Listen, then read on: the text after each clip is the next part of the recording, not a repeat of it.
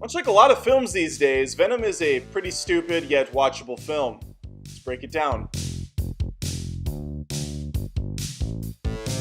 Movies like Venom can oftentimes surprise me because I go in with such low expectations, it's almost impossible to sink even deeper down. Jumanji, Welcome to the Jungle was a recent example of a film that I thought was just going to be complete garbage, and it turned out to be a fun time for the family. Ghostbusters 2016, I think, on the other hand, was exactly what I thought. Just a soulless cash grab on a property that should have laid dormant. Venom's closer to the Ghostbusters side of things than I would like to admit, but that's where we're at. Tom Hardy plays something in this movie, I don't know what. I've never seen a person like Eddie Brock in my life. Tom Hardy is just, every scene, he's like this different weird guy that has awkward mannerisms, doesn't really know how to talk to people. He's always like this close to their face. And then at other times, he's like this kind of, devil may care, playboy dude. He rolls up in a bike, leaves it. He's like, yeah, I do whatever I want. I'm Eddie Brock, guys. Let's film. Let's make some movies. Let's shoot some new stuff. And his girlfriend, Anne, played by Michelle Williams, is perfectly fine, normal, rational person. I have no idea what she sees in Eddie Brock. They have a nice 5 to 6 minute little love story set up, and then it's just immediately eviscerated in one foul swoop because of a decision he made. And all I'm thinking is, you guys were just about to get married, and it really took very little for her to just be like, well, fuck you. They don't even talk it out. Like, it's just straight up over. It would have been one thing if the script led to this moment at all, but there's no indication that these two have any sort of rough patches to work through. They're seemingly perfect up until the point where it all just goes to shit overnight. And that's a problem with the movie all around. Character decisions are based solely on where this movie needs them to get. Venom, for instance, the symbiotic alien creature who takes over Eddie Brock, is evil, hates him. He's just using him as a vessel to get around until he can move to the next one. He calls him names, makes fun of him, up until the point where he doesn't, just out of nowhere. They don't have really any sort of bonding. There's one, it's not even a bonding moment because Venom's still just kind of like being an asshole to him, but there's just like one hint that they're kind of enjoying each other's company, but not enough for it to be like this alien has changed his ways all around, and the reason he came here is no longer the case, and he's going to save the day. It reminded me of X-Men 3, which I just rewatched for another video. Because of that, because the movie doesn't have any sort of chance to breathe and doesn't spend any time with these characters, they just have these hard-hitting emotional moments, but you don't build to them at all. You don't let them breathe at all. So the audience doesn't have time to react properly. I don't give a shit about Eddie Brock. I don't even know what he's supposed to be as a person. So I go to these movies from a few different standpoints. One, if the script is really dumb, and the writing and stuff is below par, then we set that aside. We say, okay, this is going to be a spectacle movie. We're just here for the blockbuster. Turn that brain off, as they say, and just watch the pretty effects. Well, that's not going to fly here either, because this does not look good at all. Most of it's done at night, which is already tough for night shots, although Black Panther, I thought, fucking knocked it out of the park, because, I'm biased to Marvel because I enjoy movies that are well structured and well acted and well written for the most part. But Black Panther had that chase scene at night, and it was very high octane. There was a lot of cool effects, and it was framed nicely.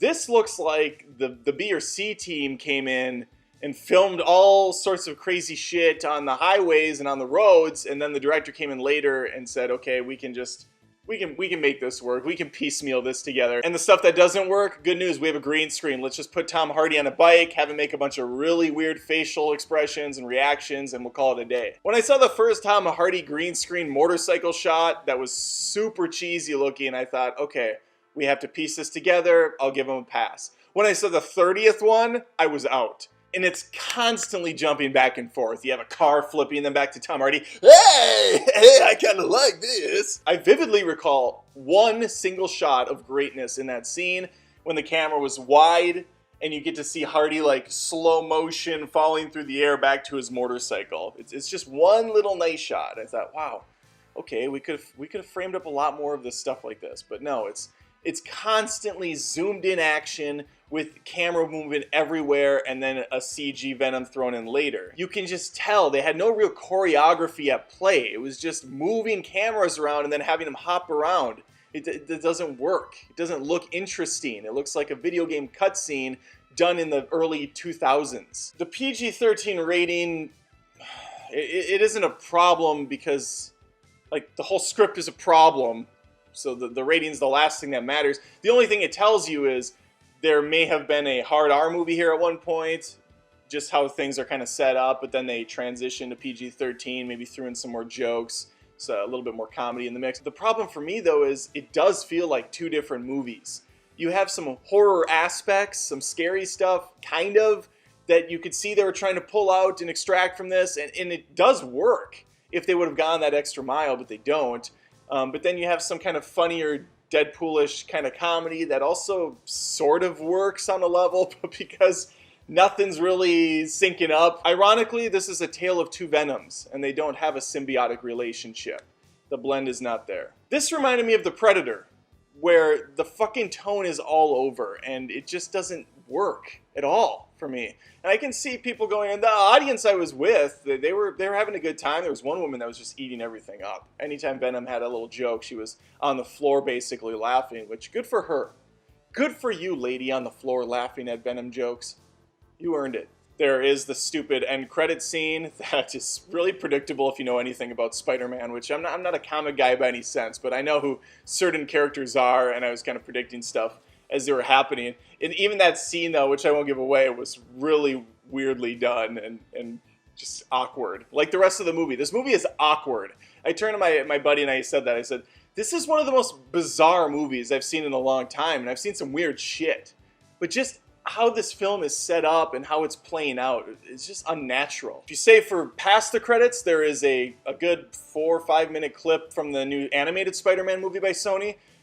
That was a great clip. That small slice of a movie alone had me more invested in the two characters they introduced than the entirety of Venom.